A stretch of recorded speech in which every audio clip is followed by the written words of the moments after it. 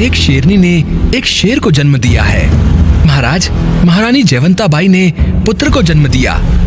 जिस तरह सूरज अपनी चमक से धरती को रोशन करता है, उसी तरह मेरा पुत्र अपने शौर्य प्रताप से मेवाड़ को रोशन करेगा। अतः मेरे इस पुत्र का नाम प्रताप होगा, कुंवर प्रताप सिंह।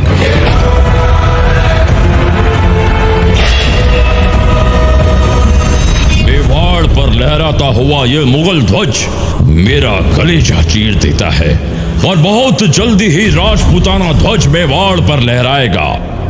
हमारी सेना कमजोर व छोटी है, अतः मेवाड़ पर राजपूताना ध्वज फहराना आसान नहीं होगा। लेकिन नामुमकिन तो नहीं। हमारी सेना छोटी है पर कमजोर नहीं। अब टकराव स्वाभिमान की दहाड़ का विशाल फौजों से होगा।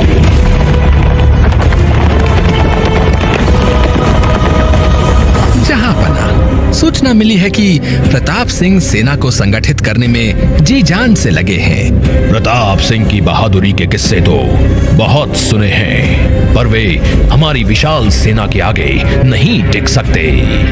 मान सिंह, आप महाराणा प्रताप सिंह के पास अधीनता स्वीकार करने का प्रस्ताव लेकर जाइए। महाराणा प्रताप के चचेरे भाई प्रस्ताव लेकर जाते हैं। प्रताप, आप मुगलों की सत्ता स्वीकार कर लें, अन्यथा आपको भारी हानि का सामना करना पड़ेगा। हम युद्ध नहीं चाहते, पर हम विवश हैं। महाराणा प्रताप अधीनता से बेहतर मृत्यु लोक जाना पसंद करेगा। तो एक दिन आपकी इच्छा जरूर पूरी होगी। हम राजपूत हैं, राजपूत। हम संघर्ष व चुनौती से नहीं भागते। हम तुम्हारी तरह कायर नहीं जो मुगलों के हाथों बिक जाएं। तो ठीक है, अगली मुलाकात युद्ध भूमि में ही होगी। जहांपना, महाराणा प्रताप किसी भी तरह हमारी अधीनता को स्वीकार करने हेतु तैयार नहीं। क्या स्वीकार नहीं की? उनकी इतनी हिम्मत। मान सिंह, अपने नेतृत्व में युद्ध की तैयारी कीजिए। आप हमारी विशाल सेना के सेनापति होंगे।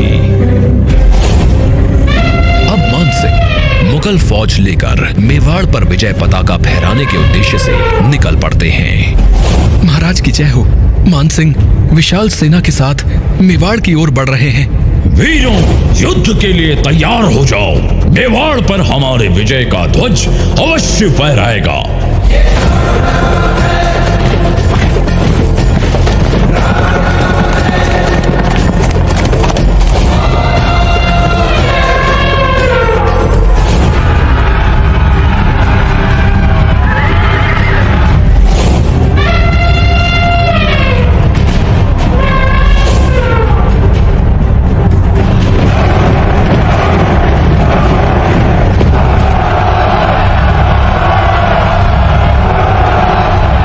जून 1576 को संसार के अनोखे हल्दी घाटी के युद्ध का बिगुल बजता है।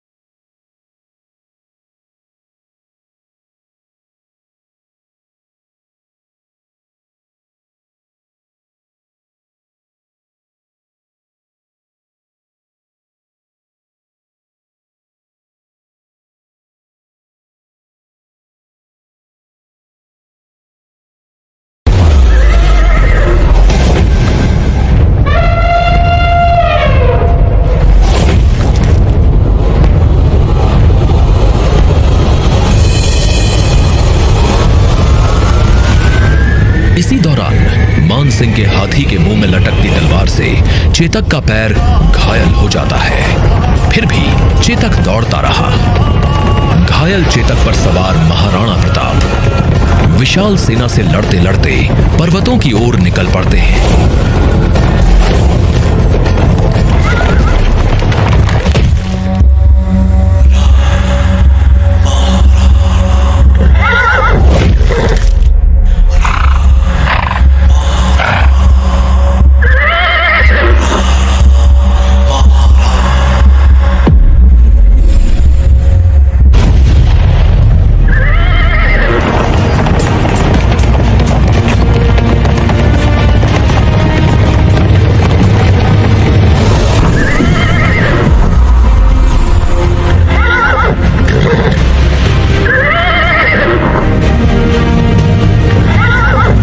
पर लहूलुहान चेतक ने 26 फीट गहरी खाई पार करके अपने स्वामी के जीवन की रक्षा की।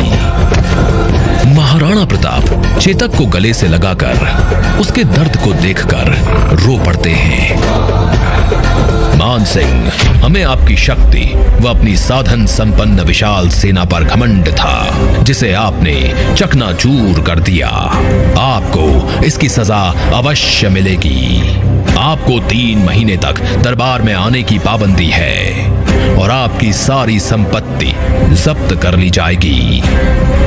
इतने बड़े युद्ध के बाद महाराणा प्रताप धन व सेना से बिल्कुल खाली हो जाते हैं। वे परिवार सहित जंगल में रहने को मजबूर हो जाते हैं। इन्हीं दिनों उनकी मुलाकात उनके मित्र, सलाहकार व दानवीर भामाशाह से होती है।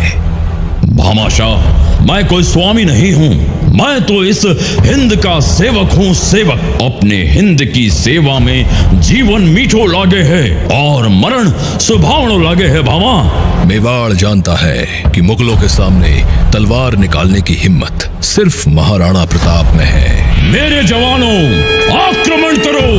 थर थर कांपे दुश्मन रण में, घबराना की तलवार उठे, स्वाभिमान की ज्वाला लेके। अमर सिंह और सुल्तान खां के बीच घमासान युद्ध होता है। इसी दौरान अमर सिंह के प्रहार से सुल्तान खां का अंत हो जाता है। विजय तिलक का शौक रखे।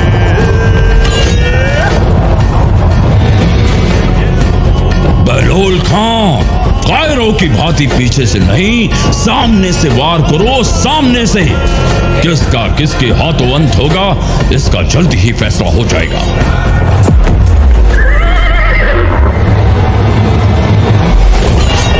अपने प्रमुख सेनापतियों की दुर्दशा देखकर 36,000 मुगलों की विशाल सेना महाराणा प्रताप के आगे आत्मसमर्पण कर देती है।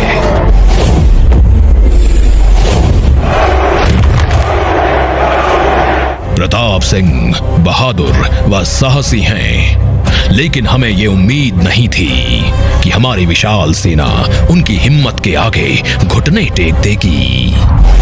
महाराणा प्रताप ने दिवेर के किले पर राजपूताना ध्वज फहराकर मेवाड़ की खोई हुई चमक वापस लाई।